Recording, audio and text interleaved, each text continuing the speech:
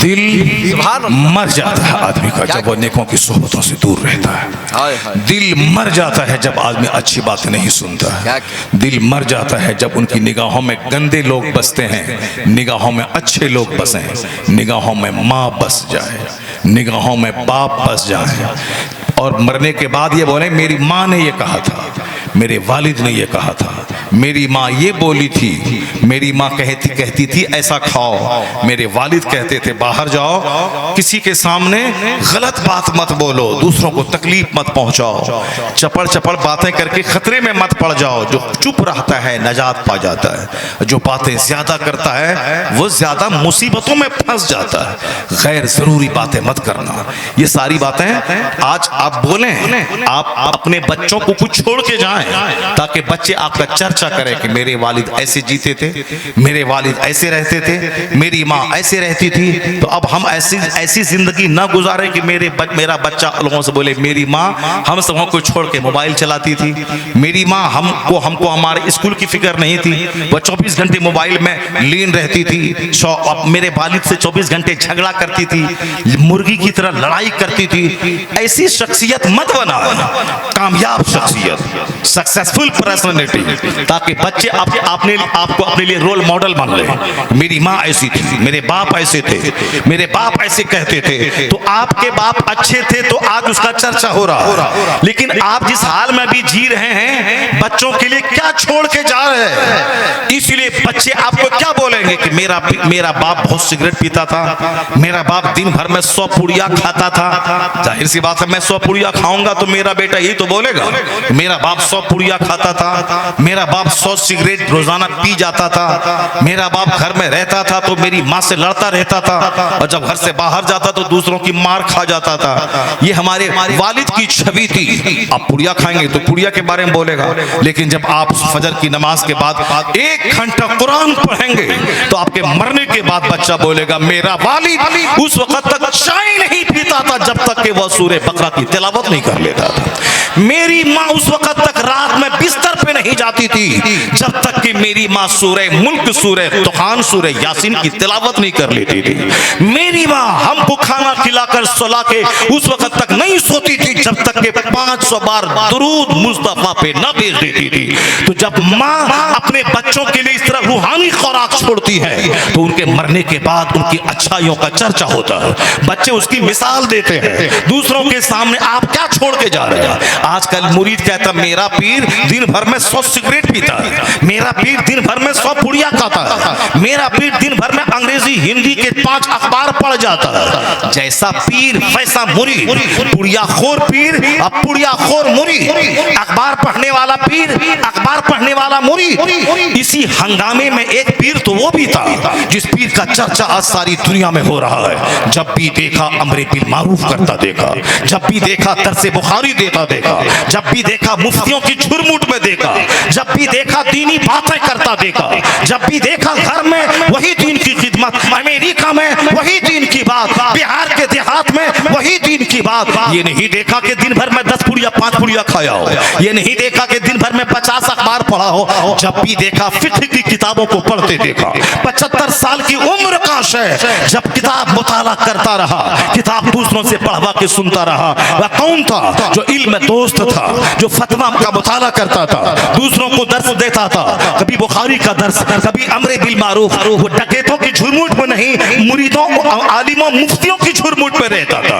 किताब उनकी खुराक थी। यहाँ तक कि 75 साल का आखिरी दिन जो उसकी जिंदगी का था, उस दिन भी दलाइलुल खैरात शरीफ पूरी पढ़वा के उन्होंने बेटे की ज़बानी सुन लिया। वह कौन था? अपने वक्त का जबरदस्त मुफक्किर, जबरदस्त फकीह, जबरदस्त मुहक्किक, जबरदस्त आलिम। जब भी देखा दीन की खिदमत करता देखा। उसी को इस दौर में पीरे कामिल ताजुश शरिया अख्तर रज़ा खां अज़हरी के नाम से दुनिया जानती है। क्या बात, जाहिर सी बात है, जिस तरह से आप जिएंगे आपके मुरीद वैसा ही चर्चा करेंगे, जिस तरह से आप जिएंगे आपके माँ बाप उसी तरह से चर्चा करेंगे, आप जैसे रहेंगे उसी तरह से अपने बाल बच्चों के लिए विरासत में वो क्वालिटीज या डिमेरिट्स आप छोड़ के जाएंगे। इसलिए खाना पीना मर जाना ये कमाल नहीं है। खाना जरूरतन जिंदा रहने के लिए जरूरी है और जिंदा रहना है अल्लाह की इबादत के लिए। पहनना जरूरी है ताकि सत्र छुपे, और सत्र क्यों छुपे? ताकि मैं अल्लाह की इबादत कर सकूं। मकान जरूरी है इसलिए ताकि मैं उसमें सर छुपा सकूं। मकान बनाने का मुकाबला ये मकसद हयात नहीं है कि सारी एनर्जी मकान बनाने में लग गई और जब मकान बन गया तो खुद ही मर गए और मकान में एक दिन भी चैन से नहीं रह पाए। अभी मैं सिवान एक जलसे में गया था, जिस घर में ठहरा था जबरदस्त शानदार मकान था, मगर मकान से अफसुर्दगी झलक रही थी कि मकान में जरूर कुछ न कुछ हादसा हुआ है। दरो दीवार मायूसी की कहानी पढ़ रहे थे। मैंने पूछा इतना शानदार घर किसने बनाया? कहा ये यहाँ का प्रधान था, यहाँ का मुखिया था, ये मकान बड़े शौक से बनाया था। देख रहे हैं आप, ये हाल, ये रूम, ये बाथरूम, ये पोर्टिको, ये डिजाइन वाकई सब बड़ा अच्छा था। मैंने कहा फिर क्या हुआ? कहा मकान मुकम्मल हुआ भी नहीं है, आप देख रहे हैं पेंटिंग वाल पुट्टी नहीं हो पाई है, पेंट नहीं हो पाया है, सिर्फ प्लास्टर हुआ है। उन्होंने कहा कि बड़े शौक से मकान कई साल से बना रहा था, अभी फिनिश भी नहीं हुआ कि मकान छोड़ के कब्रिस्तान चला गया, कब्रिस्तान चला गया। अभी मैं कुछ दिन पहले मैं जोधपुर गया था, वहां एक इंजीनियर था, हराम हलाल छोड़कर इतना पैसा कमाया कि सारा पैसा मकान में लगा दिया। शहर के सारे लोग मकान देखने आते थे, जुम्मा की नमाज तक नहीं पढ़ता था बंदा। ईदैन में भी कभी कभार मन में आया तो ईद पढ़ने चला गया। बिल्कुल एक ढांचे का मुसलमान था, मगर पैसा इतना कमाया, इतना बड़ा घर बनाया कि मकान में गृह प्रवेश यानी वो अपने घर में दाखिल भी नहीं हुआ था। घर था छोटा दूसरा, लेकिन जो नया घर बना था वो गृह प्रवेश भी नहीं किया था, उसमें दाखिल भी नहीं हुआ था कि अचानक खतरनाक मर्ज की चपेट में आया, मर गया, चला गया। अब वो मकान सूना पड़ा है, सारा शहर बिल्कुल जैसे सकते में पड़ गया हो। ये बंदा कितना कमाया टेबल के नीचे से, ऊपर से प्योर कमाई तो कम होती है ना, यानी इलीगल कमाई इतनी कमाया कि करोड़ों का घर बनाया, लेकिन घर में एक दिन भी रह नहीं सका। ए मोमिन, यही तो खानका की तालीम है, यही तो मदरसे की तालीम है कि तू दुनिया में पैदा हुआ है अल्लाह की इबादत के लिए, मगर घर चाहिए, चाहे किराए का घर हो चाहे अपना घर हो। घर इसीलिए चाहिए ताकि सर्दी गर्मी बरसात से मैं उसमें पनाह ले सकूं। कपड़ा चाहिए ताकि मेरे पर्दे की चीज छुप सके। कपड़े का मुकाबला मकसद हयात नहीं है, मकान की तामीर मकसद हयात नहीं है, और फिर खाने का मुकाबला मकसद हयात नहीं है। इतना खाना कि जिससे मैं जिंदा रह सकूं, मेरी पीठ सीधी रह सके, यही मकसद हयात है। ना कि कभी चाउमीन, कभी बर्गर, कभी कीमा, कभी सब कबाब, कभी शामी, कभी टिकिया, आज बिरयानी, कल खीर, कभी पूरी, परसों ये, यानी एक मेमू पूरा बना दिया है साहब। पूरे हफ्ते दिन का, शनिचर को ये, इतवार को ये, संडे को ये, मंडे को ये, ट्यूसडे को ये, वेडनेसडे को ये, थर्सडे को ये, फ्राइडे को ये, हफ्ते में ये, वीकली ये, मंथली ये, ईयरली ये, यानी सिर्फ खाना खाना खाना खाना, मर जाना।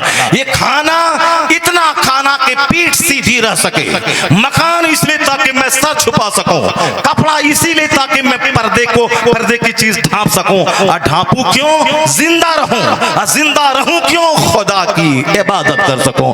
वमा खलक़तुल जिन्न वल इंस इल्ला लियअबुदून। इंसान और जिन्नात को अल्लाह ने इबादत के लिए पैदा किया है। लोग जमीन के मुकाबले में लग गए, कपड़े के मुकाबले में लग गए, खाने के मुकाबले में लग गए, सेहत गई, पेट गया, कैंसर से पीड़ित हुए, पेटोंद निकल गया, डाइजेस्टिव सिस्टम डैमेज हो गया, गैस्ट्रिक की बीमारी हो गई।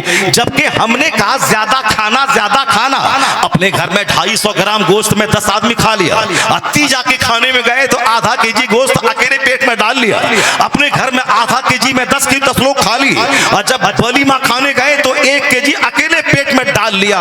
ये अकेले जो 1 केजी पेट में डाल लिया है, 10 दिन जो बाथरूम जाता रहा आता रहा, उसकी दवाई कौन देगा? इसीलिए हवस पे कंट्रोल रहे कि मैं खाने के लिए नहीं पैदा हुआ हूं, मैं मकान बनाने के लिए नहीं पैदा हुआ हूं, मैं कपड़े का मुकाबला करने नहीं पैदा हुआ हूं, बल्कि कपड़ा चाहिए, मकान चाहिए, रोटी चाहिए जिंदा रहने के लिए, और जिंदा रहूं मैं खुदा की इबादत के लिए। अगर ये फॉर्मूला दिमाग में बस जाए तो फिर वो कहेगा काफिर वो है जो आफाक में गुम है, मोमिन वो है गुम जिसमें है आफाक। काफिर खाने पीने के लिए जिंदा रहता है, मोमिन खुदा की इबादत के लिए जिंदा रहता है। तो वो सिर्फ खाने के लिए जिंदा नहीं रहता, खाता है पीठ सीधी रहे, अब पीठ सीधी रहे कि खुदा को सजदा कर सके। यही मकसद हयात है। इससे हट के कोई कपड़े का, मकान का, गाड़ी का जो आज मुकाबला शुरू हुआ है, करेटा है तो साहब उसके बाद अल्कजार है, इनोवा क्रिस्टा है, फॉर्चूनर है, ऊडी है, मर्सिडीज बेंज की है, फरारी है, 100 करोड़ की कारें हैं। मर जाएगा, बंदे की ख्वाहिश कभी पूरी नहीं होगी। इसलिए क्यों अपने आप को तबाह करता है, क्यों चेहरा अपना काला करता है? सारी दुनिया से तवज्जो हटाकर इस रुए जमीन का जो सबसे बड़ा मॉडल मुस्तफा की ज़ाते गिरामी है, जिसके घर में 2-2 महीने तक चूल्हे में आग नहीं सुलगती थी, जो चटाई पे सोते थे तो चटाई के निशान बिस्तर पे उभर आते थे। सहाबा जब रोने लगे तो हुजूर ने फरमाया, उमर क्यों रोता है? कहा सरकार आपकी सादगी ने मुझको रुलाया है।